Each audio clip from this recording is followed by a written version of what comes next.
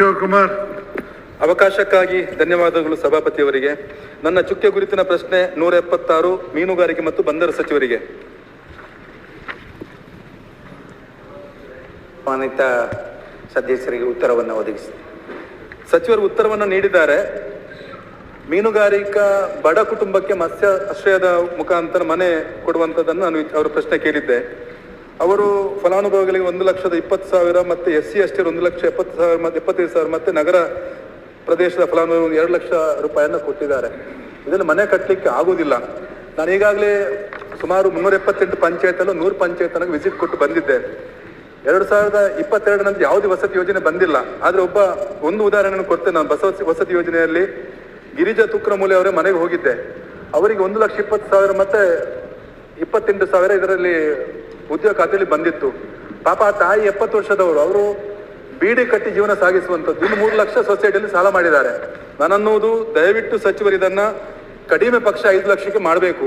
ಯಾಕೆ ಮಾಡ್ಬೇಕಂದ್ರೆ ಕಳೆದ ಚಳಿಗಾಲದ ಅಧಿವೇಶನದಲ್ಲಿ ವಸತಿ ಸಚಿವರಿಗೆ ನಾನು ಪ್ರಶ್ನೆ ಕೇಳಿದೆ. ಲೋಕೋಪಯೋಗಿ ಇಲಾಖೆಯಲ್ಲಿ ಪ್ರಶ್ನೆ ಕೇಳಿದಾಗ ಕಡಿಮೆ ಪಕ್ಷ ಒಂದು 700 ಸ್ಕ್ವೇರ್ ಫೀಟ್ ಮನೆ ರೆಡ್ ಆಕ್ಸೈಡ್ ಮನೆ ಕಟ್ಟಬೇಕಾದ್ರೆ ಅವರು ಕೊಟ್ಟಂತ ಉತ್ತರ 13,19,000 ಬೇಕು ಒಂದು ಮನೆ ಕಟ್ಟಲಿಕ್ಕೆ. ಈ 1,20,000 ಮನೆ ಕಟ್ಟಲಿಕ್ಕೆ ಸಾಧ್ಯವಿಲ್ಲ. ದಯವಿಟ್ಟು ಅದನ್ನು 5 ಲಕ್ಷಕ್ಕೆ ಇದು ಮಾಡ್ಬೇಕಂತ ನನ್ನ ಒತ್ತಾಯ ಇರುವಂಥದ್ದು.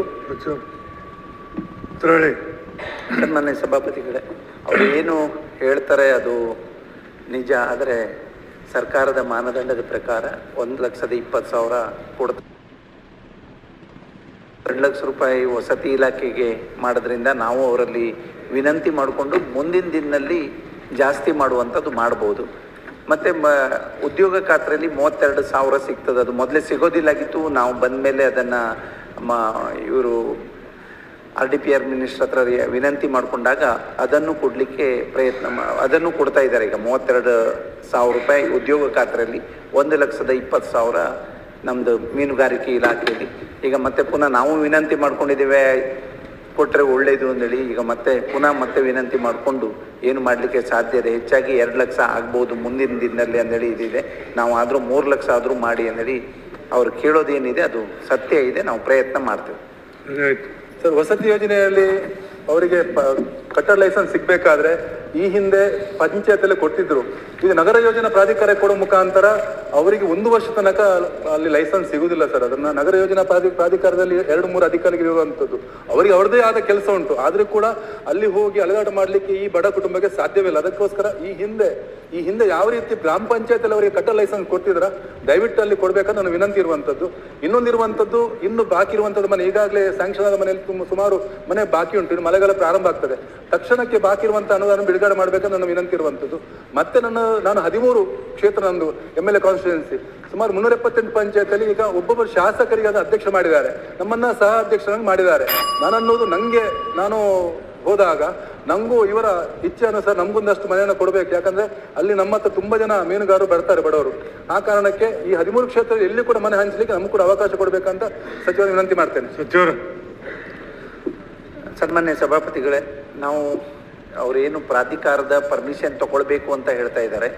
ಅದು ಎಣ್ಣೆ ಆದರೆ ಮಾತ್ರ, ಬಿನ್ಸತ್ತಿಗೆ ಆಗಿದ್ದರೆ ಮಾತ್ರ ಅದು ಪ್ರಾಧಿಕಾರದ ಪರ್ಮಿಷನ್ ಈ ಸುತ್ತು ಎಲ್ಲ ಮಾಡಬೇಕಾಗ್ತದೆ. ಇಲ್ಲ ಅಂದರೆ ಪಂಚಾಯತ್ ವ್ಯಾಪ್ತಿಲಿದ್ದರೆ ಪಂಚಾಯತ್ದವರೇ ಪರ್ಮಿಷನ್ ಕೊಡೋದು.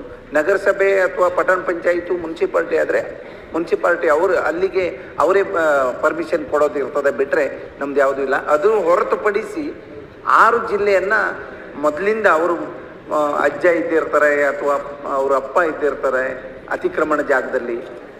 ಅಂಥದ್ರಲ್ಲೂ RTC ಇಲ್ಲದೇ ಇದ್ದರೂ ಅವರು ಅಲ್ಲಿ ಇದ್ದದ್ದು ಪ್ರೂಫ್ ಇದ್ದರೆ ಅವ್ರಿಗೆ ಮನೆ ಕೊಡಬೇಕು. ಇಲ್ಲಾಂದರೆ ಕಟ್ಕೊಡ್ಲಿಕ್ಕೆ ಸಾಧ್ಯ ಆಗೋದಿಲ್ಲ. ಸಮುದ್ರದ ದಂಡೆಯಲ್ಲಿ ಇರ್ತಾರೆ, ಹೊಳೆ ದಂಡೆ ಅಥವಾ ಕೆರೆ ದಂಡೆ ಮೇಲೆ ಇರ್ತಾರೆ. ಅವ್ರಿಗೆ ತೊಂದರೆ ಆಗಬಾರ್ದು ಅಂದೇಳಿ ನಾವು 6 ಜಿಲ್ಲೆಯನ್ನು ಈಗಾಗಲೇ ನಾವು ಸೇರಿಸ್ಕೊಂಡು RTC ಇಲ್ಲದೇ ಇದ್ದರೂ ಅವ್ರಿಗೆ ಮನೆ ಕೊಡಬೇಕು, ಅವರು ಸುಖವಾಗಿ ಇರಬೇಕು ಮೀನುಗಾರರು ಅನ್ನುವಂಥ ನಿಟ್ಟಿನಲ್ಲಿ ಕೆಲಸ ಮಾಡ್ತಾ ಇದ್ದೇವೆ.